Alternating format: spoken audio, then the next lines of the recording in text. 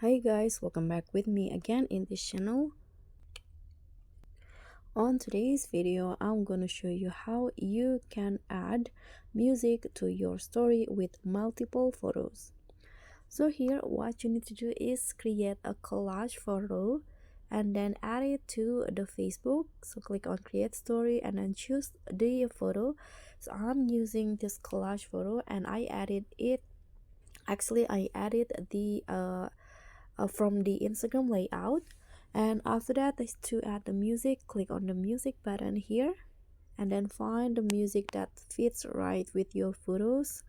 So for example, I'm going to just use this one.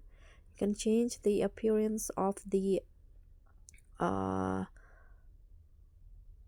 song. So I'm going to just use this so the song will not shown text, lyrics, or stickers, but the music will still on. And after that, just click on share. So that's all from me. Thank you so much for watching. Don't forget to like, comment, and subscribe, and also click on the thanks. Bye.